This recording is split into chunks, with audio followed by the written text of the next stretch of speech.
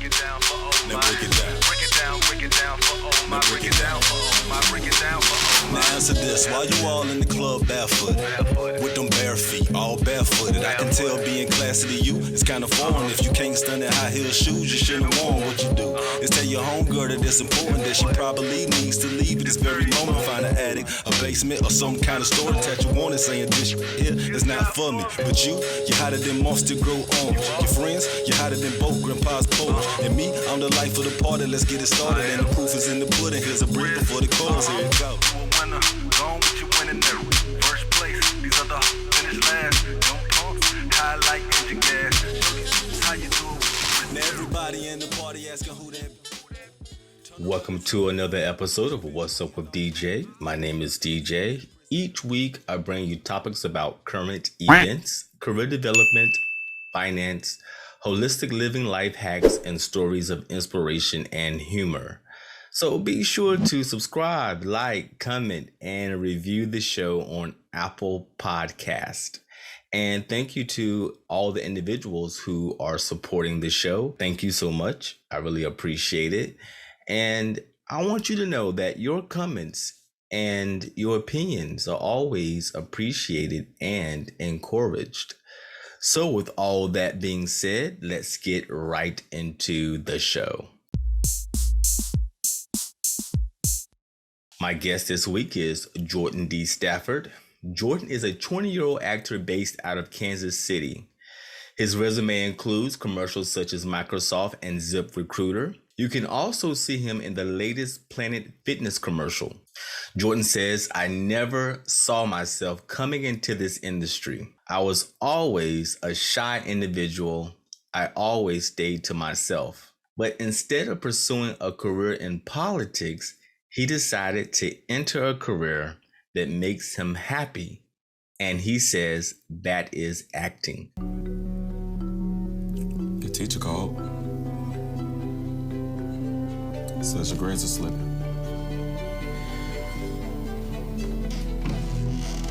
Things haven't stopped changing, and I don't know how to make it better. And it's hard to focus. I got school, homework, college to worry about.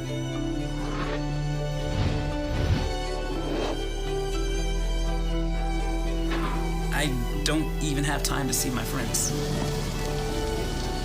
Hi guys, I missed you. All I do is go back and forth between mom and dad, and nowhere feels like home. Hey.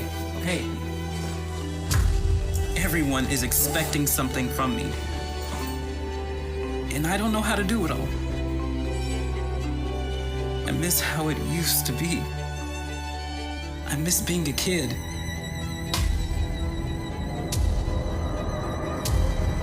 Sometimes I get so upset, I can't breathe.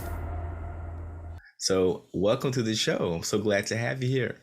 Thank you for having me, DJ. I really appreciate I really am happy, excited to be here. Yes, and we had to reschedule a few times because you've been so busy. Yes, 3 times we had to reschedule, and I apologize for that. No need to apologize. One thing that I like to hear is an actor who's getting booked. That's a positive thing. So every time we reschedule because you had a job, I'm like, that's good. So not a bad thing at all. It's a phenomenal feeling to keep getting booked. Project after project. It's a good feeling. Yeah, I can imagine, man. And so what made you want to become an actor? It's such a competitive line of work. And so, did you think about that when you first, started deciding, this is something that you wanted to do? When I first started acting, I really didn't think about how competitive it was. I was just ready to jump into it. Mm-hmm. What made me interested in acting was I saw this movie called Ready or Not, and it's about this bride who gets married into the family, and they have to play a game in order for she has to play hide and go seek, and if she survives the entire night, the whole family dies, but if the family finds her and kills her, the family survives. Wow. And yeah, it's an interesting movie, and so just seeing how her character develops throughout the movie and just seeing everybody in action. It was just it was a creative movie. Whoever wrote that movie, whoever came up with the movie was really creative in writing it. And so I was like, I think I want to be an actor. I play all these crazy roles. I want to be a part of something. I want to be a part of a good project like this. I think that's what really inspired me to become an actor. Yeah, I've seen this movie that have inspired me to like this sounds like fun. Oh, that looks like fun.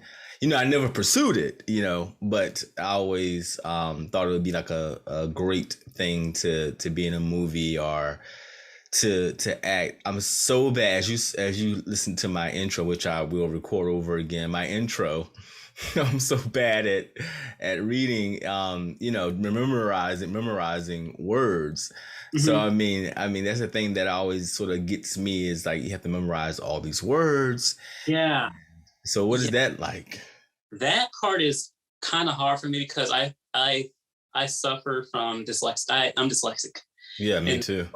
It's hard to read a script, especially when I'm doing a table read with other people and reading off the spot like that reading in front of a lot of people and being dyslexic is kind of nerve-wracking. It's also embarrassing to mess up on words like that. And and on top of the nervousness, like your heart rates rise and stuff. Yeah. And you feel pressure of everybody watching you. And so, memorizing pages on stuff like that on top of being dyslexic, it is very hard sometimes on me. I've gotten better with doing it. I mean, I've been an actor for 2 years now, but throughout these 2 years is reading things after one thing after another. It's getting pretty easier. I think dyslexicness is kind of slowing down. I mean, I still have it, but it doesn't go away. Just one thing that I learned, because I'm, dyslexic too, and I was diagnosed in the 2nd grade, and which was good because at least they did nothing about it, but I did know. And then as I got older, I began to read books about it and discover different ways to sort of counterbalance it. And even though I wasn't a fast reader in school, if I had to read it maybe 2 or 3 times before I really knew it, right, we could retain it. But I knew it better than everybody else. I could pinpoint things in a story that person who could read 3 times faster than me would not get out of that story. So there are benefits to it that I could see it definitely benefiting you, because once you got the words right, there's a level of depth that you will be able to capture that I think the person who could read it a couple of times and get it won't get it. Yeah. Because I know back in school, when I was in middle school, elementary school, high school, it was always a game of who can read the fastest and who can run with their paragraph the fastest. And so, they really didn't, I guess, pay attention to what the paragraph was saying. They just wanted to get done with it and read it fast.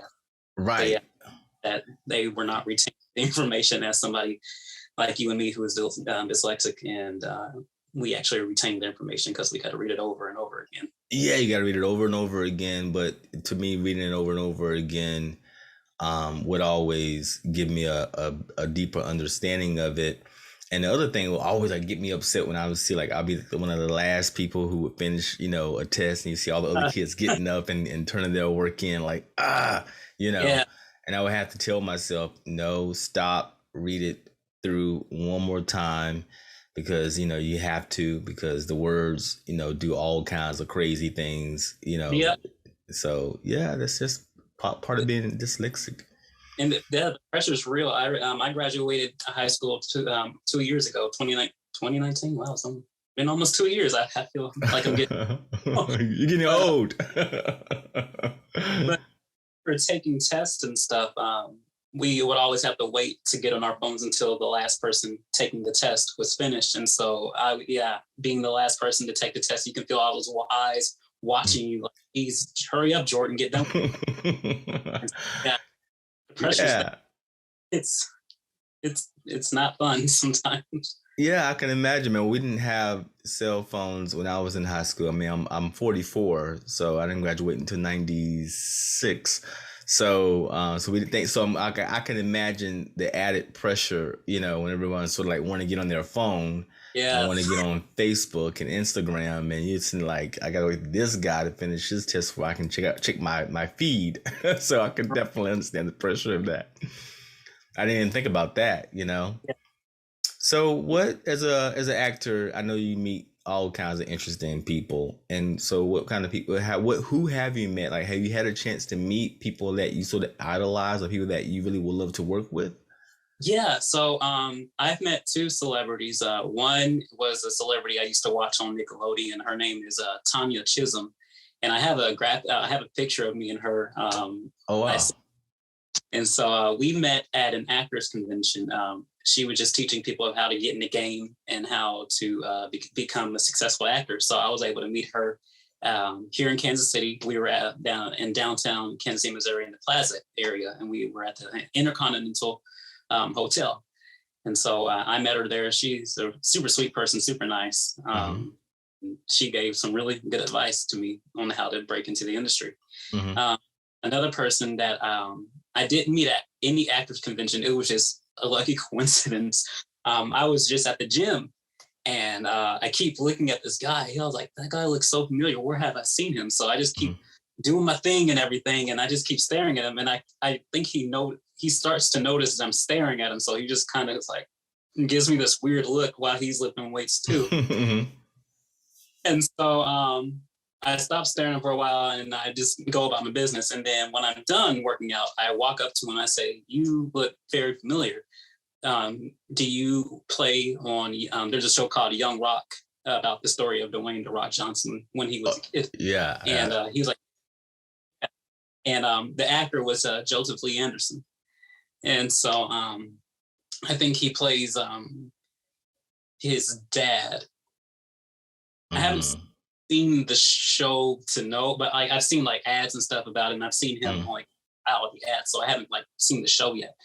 But plays his dad on Young Rock, and yeah, I was able to meet Joseph Lee Anderson, one of the stars of Young Rock, and I also sent in have a picture that I sent into you with me and him just working out together. Oh, cool, man. You need to send me those pictures so I can put them up on doing the YouTube version of the podcast. Okay. Yeah, that's cool, man. And, and the advice you said that the actress, what was the name again? The one that you said was on Nickelodeon? Tanya Chisholm. What was the advice that she gave you? She was just saying, in this industry, you got to have tough skin, and what you really do, because you're going to get a lot. Another piece of advice that she gave me is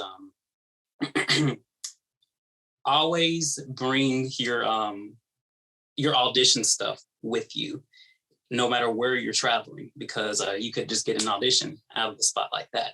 And first I was like, I don't feel like bringing all my audition gear with me whenever I travel. And I did that one time and I messed up because I got some auditions when I was on the crap, I don't have my audition stuff. So that's another good audition.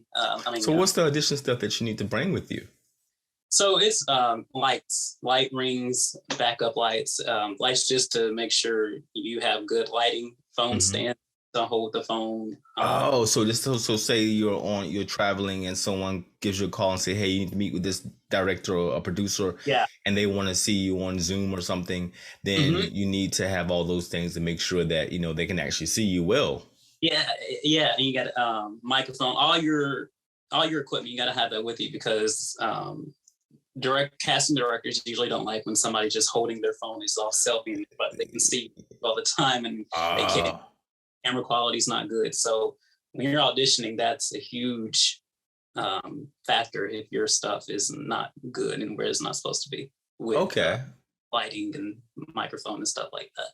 Gotcha. Okay. So you definitely need to bring all your gear, and because you never know when a casting director is going to give you a phone call and say, hey, at 5 o'clock, I want you on this call and I want to see your face. So You need Yeah. to have a okay. I never thought of that before. Oh, cool, man. That's definitely something to think about in terms of every time you're traveling, you definitely gotta you always gonna have I wouldn't say a carry on, but you probably when I was gonna have to have that bag that you gotta bring along with you. Yeah. That. So yeah, man. Well, Definitely. She also, there was one more piece of advice that I really cherish is she said, never stop working on your craft of acting. mhm, So she said even she still takes acting classes. There's a lot of celebrities out there who still work on the craft of acting mhm, because mhm. so much to develop with the character. Like every day, me and you, everybody, we still learn new things. We still discover new things about ourselves. We never stop developing until the day we die. And so she Right. think the same way as a character. Always try to develop a character. Always try to develop yourself as an actor and never stop learning acting because there's no limit to acting. Yeah, that's a great spiritual lesson. And I try to tell people that all the time. And I'm a coach and a career coach, and I have clients who are, mature in age, and the number one thing they always say is, I'm at an age where I feel like I'm not in a place to learn anything new. And I'm always saying to them, regardless of your age, you always need to be learning something new. Exactly. Be willing to be open to learn something new to your very last breath. Yep. And we're going to be learning something regardless, but I mean, be open to it, I think, is the key. Be willing to I think it's one of the keys to having a long life is being willing to learn something new. Yes, So I totally definitely. agree. But one Brain. thing that you just did mention was about rejection. So how do you process that? Because sometimes I'm not always good with rejection myself, and it's going to happen regardless of what career you decide to take. Yeah. But something that's so competitive as this industry that you're in, how do you process that when it happens? So me personally, I take rejection rather well. Oh wow, that's good. I don't let it bother me too much because ever since I was born, actually, I've been rejected. I was born February 16th, 2001. I was born a month early. I'm a premature child, and so my father wasn't in my life. He didn't want me, and so that was my first rejection from someone. Wow. And so throughout my life, I was always short. I'm 5'3", so I've always been a short guy, Mhm. and people always rejected me because preschool, elementary school, kids didn't want to hang out with me because I was a short, fat kid, Oh and so wow. bullied a lot. I would never imagine you being fat. Yeah. I was fat. It wasn't until I got into graduated high school when I was like, you know what, I got to get my weight together, and so that's when I lost all the weight. But yeah, ever since elementary school, I've always been rejected by people. And so now being an adult, I'm like, when somebody rejects me, I'm like, okay, it's cool. Yeah. Yeah. You're like, I'm still here. I'm still in one piece. I'm still breathing. So. Now, my first rejection from the acting industry, well, not acting industry, I guess entertainment industry, I guess does fall under entertainment. Well, I was I was trying to become a model instead of an actor, and when I sent all my modeling pictures to this one agency here in Kansas City, they emailed me back and said, "Oh, we don't think you'll be a good fit for our modeling agency because you're too short." So wow, they put all of that in it. Wow, that was really specific. Yeah, very. And yeah, they said you're too short, and unless you have a major growth spurt, then you will never be a model. And so I was like, whoa, that. Wow. I was like, ouch, that hurt, but I didn't let it bother me. And so I was like, you know what? And this is another reason why I went to acting. I was like, you know what? I'll just try acting. There's a lot of short actors out there. And so that's another thing. Going back to your first question, that's another thing that inspired me to become an actor. But yeah. And because you said, well, I'm assuming that the reason why you're saying that is because actors are. I mean, a lot of actors in Hollywood are short. Like like Tom Cruise is like what 5'6", I think, 7. A fun fact about Tom Cruise. Well, one of my friends was able to work with Tom Cruise, and he said the way they built the sets is to make Tom look taller. And so the way their desk, the way they built their chairs, it makes it look like, and the way they place it, it's like an optical illusion where it makes Tom look taller. The other people look a little bit shorter. But yeah, Tom Cruise. Yeah, he's another short actor. Yeah, but the thing about it, I think that this is a good time for actors who are not tall, because it seems like to me in Hollywood right now most actors are short, or not 5'10" or above, and sometimes it can be too tall to be an actor.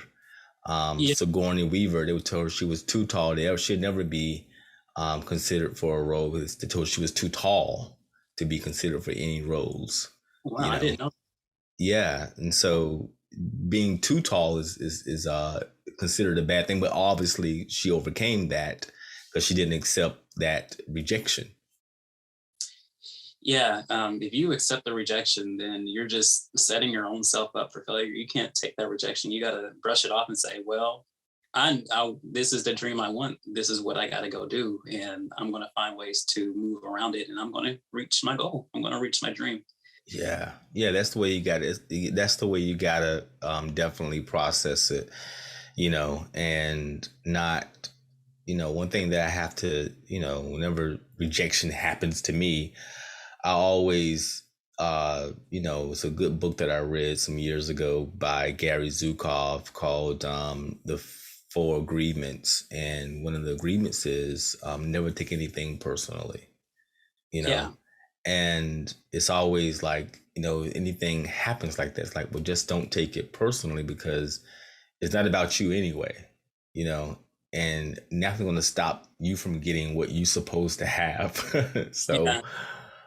So that's the key thing, what's that's out there for you has your name on it. So it's like, it's waiting there for you. Exactly.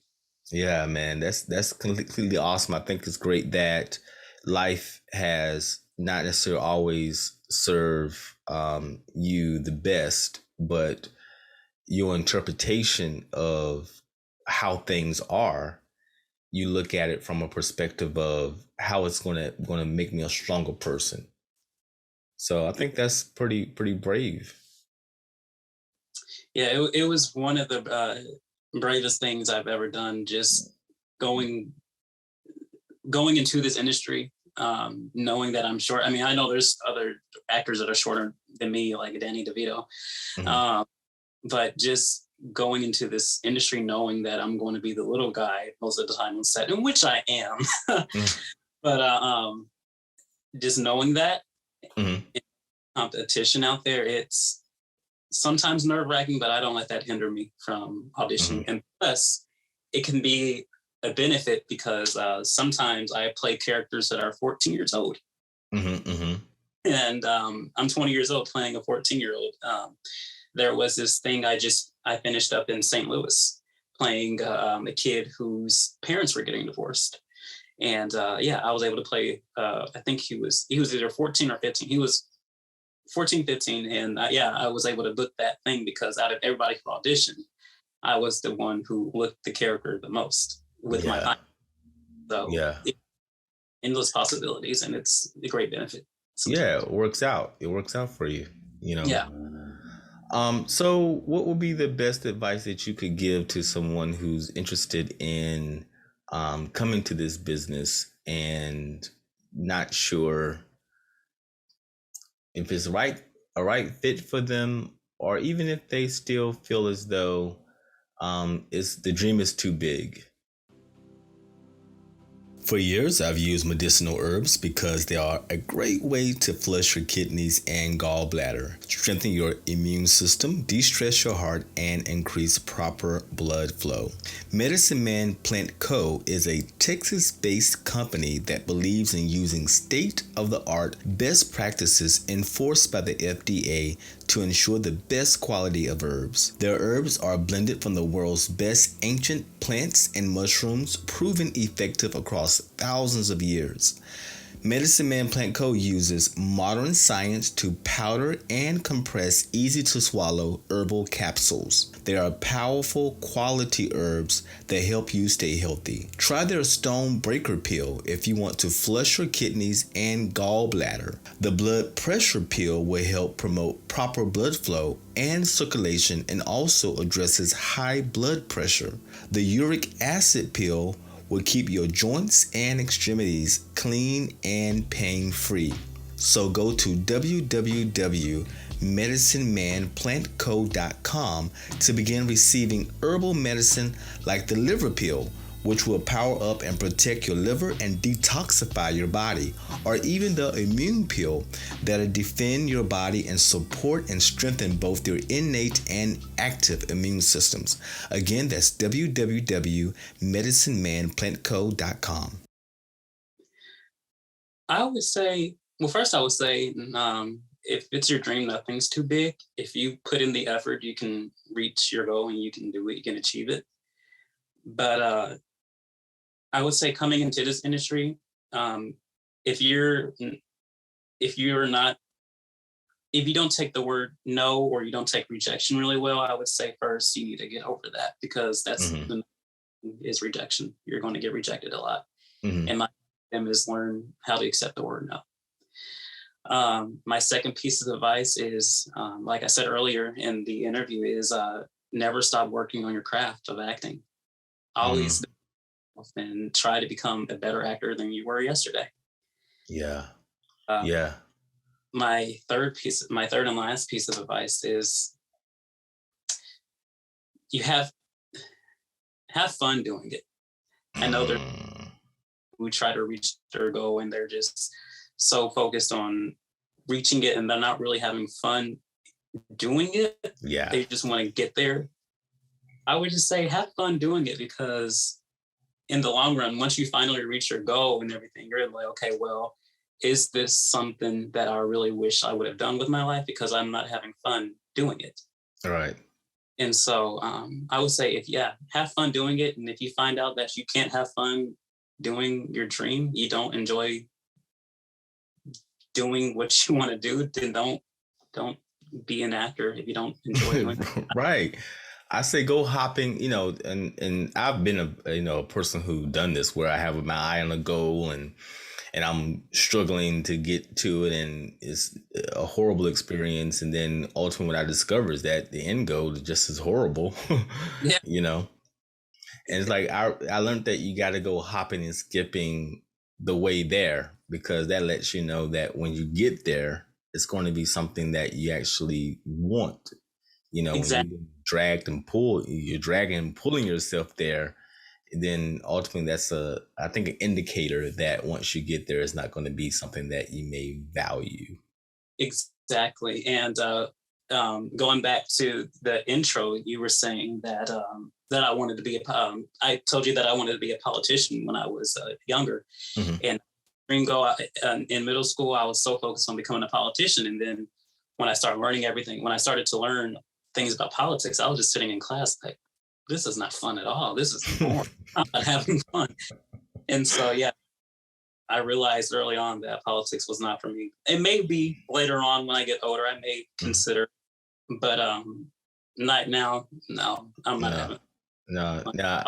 I never thought about being a politician. I don't know. I guess the household I was raised in, it was always deemed a bad thing, it's always like, oh, they're lying, So I never ever wanted, but I wanted to be, when I was a kid, I wanted to be a therapist. I wanted to be a psychologist. And it was like like the more I strive to get in that field, the more difficult it became. Do I just say, you know what, if it's meant for me, meant to be, then it'll happen. If not, then oh well. But I look back on it now and I'm like, well, I think that it's a good thing that it didn't happen because, I think by this time at, age 44, I think that I would be at a place where I would be sort of not find it as interesting anymore. I enjoy having conversations with people and coaching people, but it's different. As a therapist, I think you're sort of have to you have these sort of rules and regulations that you have to sort of meet, and you have to do it a certain way, and sometimes I think that the approach that therapy, and therapy is great, psychology is great, nothing wrong with that. Please get therapy, people, if you need it. But Yes. but as a person who's actually listening to people's problems all day long, and that is your job, I think that for me it would not been something that I would been at this age as excited about. At least with coaching, is more so. I think it's a preamble to actually therapy. A lot of times, So sometimes life doesn't necessarily want you to do a certain thing because it's a reason why, something behind it that says, hey, I got this other thing that I want you to do that that's more beneficial to you. So I stopped judging it. Yeah. Stop judging it. And for you saying, hey, maybe, it'll be something maybe in the future. But right now I'm having a lot of fun doing what I'm doing right now. Yeah, I'm living my best life right now. It is so much fun. And I never saw myself doing anything like this because I was just in a small shell. I was always scared of getting rejected or people not want to talk to me. And so I say to myself, but now I'm like, okay, I get rejected. People don't want to talk to me.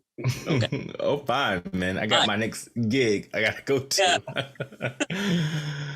Yeah. So where do you see yourself? I know you said maybe in the future you might reinvestigate or relook into a career in politics, but in terms of your career in acting, where do you see yourself, or what do you want to be in this business in 10 years? In 10 years, well, hopefully I would have booked something major with a major movie. Like I do lots of TikToks, and if anybody out there TikTok, you can follow me on TikTok at the Miles Morales, THEEE Miles Morales, and I make a lot of Miles Morales Spider-Man content, and so and I'll leave that down in the show description for everyone to click on. Thank you. So yeah, in 10 years, hopefully I see myself portraying that character on Marvel or Sony Entertainment. I hope to be Miles Morales on the big screen one day. Hopefully somebody sees me and like, hey, that guy can play Miles Morales. Let's give him a call. So hopefully 10 years from now, I will be on the big screen. Yeah, I'd be like, I met that guy 10 years ago. I interviewed him. So yeah, man, I wish you all the success in the world because, you have a light about you. One thing that I've, the second time that I've talked to you, but each time I talk to you, there's a light that resonate from you. And that's, thank you. That's so important to me, especially when you're an actor, and that's what you're supposed to do as an actor. As an entertainer, you're supposed to be the light in the room. Yeah. And some people can cut it on and turn it off, but when you actually have it all the time, I think that's a great thing. And I think that's what ultimately a good director, a good casting agent wants to, that's what they want to cast. That's what they want to bring to their project. Exactly. And when casting directors, that's another reason why we have auditions and stuff, because casting directors want to see if you're just a joy to be around, if they can detect that light within you. And so if they don't detect it, sometimes not going to want to book you because they're going to say, that guy seems like he's mean, or that guy seems like he's a stick in the mud, or he's just he's a dud. Mm-hmm. So they're not going to want to book you. But if they detect that light, they're going to want to work with you and book you. And so having that light is really important. Yeah. And the thing, noticing the light of it makes me feel good that you can see that within me. Thank you. Yeah, I mean, I look at your Instagram feed as well, and I go, oh wow, this is, he definitely has a sense of humor about himself. Doesn't take himself too seriously. He's able to have fun. He's enjoying what he's doing.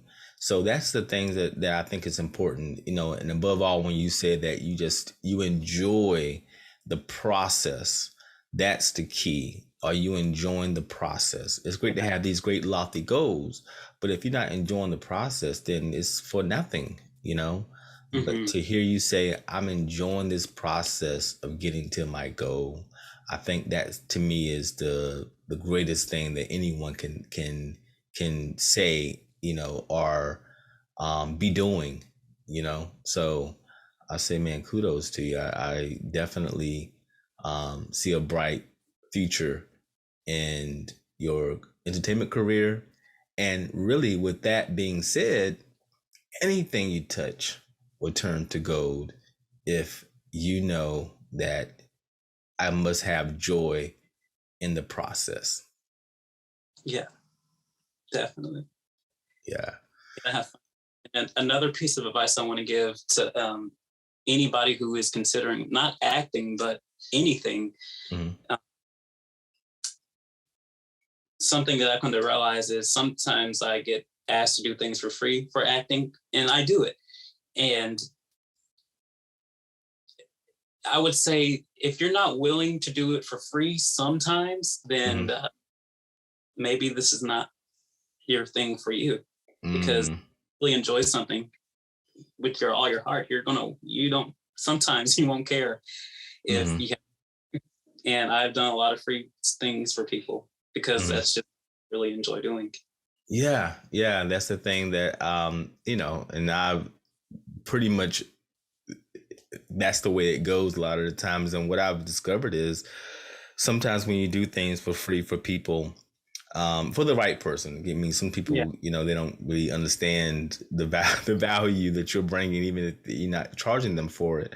Mm-hmm. But for certain people who understand the value that you're bringing, it opens doors in other places, you know. Mm-hmm. And I do believe that you have to have a servant's heart anyway. You have to have a servant's heart in anything that you do, because when it becomes just about the money, there's a piece of the joy that goes away once you start, when it's all about the money. Like I tell people all the time that, when you're a sweet spot is when you're able to take your career and begin that thing that you love, that hobby that you love, and you can take that and make that your full-time career.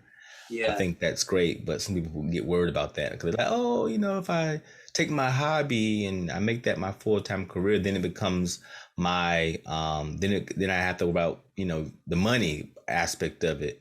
And that's really a process thing that you have to go through where when you stop worried about money and you start worrying about this, what I love to do, and I'll be okay because this is something that I love, and if I love it, then the necessary components always show up, right?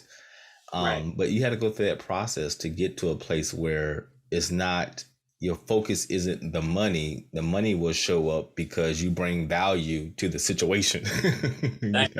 Exactly. So you have to sort of change, that sort of paradigm of thinking about, working for money. It's more like I bring value, and the value that I bring brings money, So I'm glad that you already know that, you already got that down, that, when I show up, I bring value, and because of the value that I bring, money must show up because people want me around. They want me there. Exactly. Yeah. Got it, man. You're a master already. I try to be. There's still a lot of work to do with my own self. I'm trying to work on myself every day, but thank you. It never stops, right? It never stops. But the stuff that you're saying is at this age, at 20, and you already understand those principles, you're well on your way. So imagine it, 10 years from now or 20 years from now, and you already got those basic lessons down where most people are in their 50s and still trying to understand those things. Yeah. And you already understand it at 20. Then you are definitely more equipped to handle more than a lot of people can handle. So that's a good thing.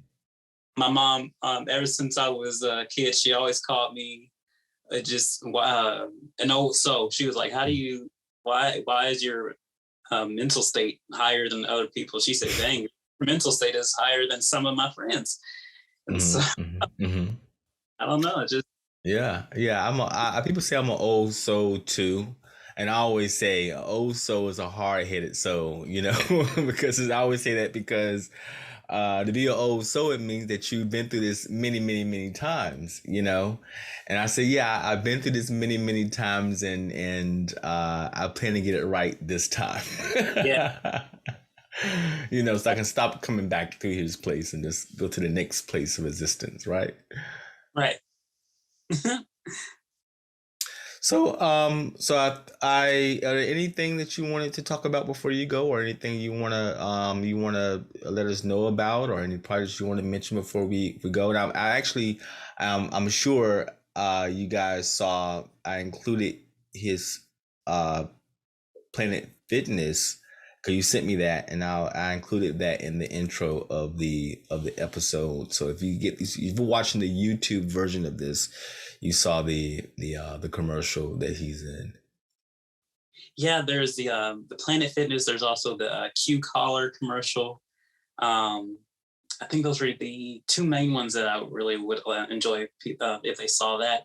Mm-hmm. And then what else? I would just appreciate it if anybody followed me on my social medias. Instagram is Real Jordy, REAL Jordy, JORDEE. They're all one together. On Facebook is Jordan Deon Stafford, and Twitter is Real Jordy as well. And then TikTok is the Miles Morales. So please, if you want to keep up with me and see the things I'm doing, please follow me on all my social medias. And there is one thing I also did want to say is I recently had this one audition for a big network that I'm not allowed to say who, but just put it out in the atmosphere, and whoever you worship, whatever you do to worship and pray, please pray for me. Okay. I will, man. I will. I definitely put a prayer there for you and hold you in the light. Thank you. To expand the light that you already have. And also I include those links to your social media in the show description, so people can also like and subscribe and follow and comment and do all those things to, create that community that I'm quite sure you're going to get, and that you're building, and you're definitely going to just expand. So, and then hopefully, you get that job, man, that dream job, and, hook a guy, like pull me up a little bit, hook me up a little bit, but yes, man, I wish you all the luck in the world, and I'm glad that we had a chance to talk, man. Yeah, thank you for having me on here. I really appreciate it. I enjoyed this conversation. Yeah, likewise. Life for the party, let's get it started. And the proof is in the pudding. Here's a brief before the chorus. Here it go. Winner, gone with your winning there. First place, these other finish last. Don't pump, high like engine gas. How you do it? Now everybody in the party asking who that. Turn around and tell them you that. You been waiting all night just to hear your theme song. It's the Prissy Girl anthem, baby. Get your theme on. Everybody in the party asking who that. Turn around and tell them you that. You been waiting all night just to hear your theme song. That's the Prissy Girl anthem, baby. Here's your theme song. Break it down. Break it down for all now break it down.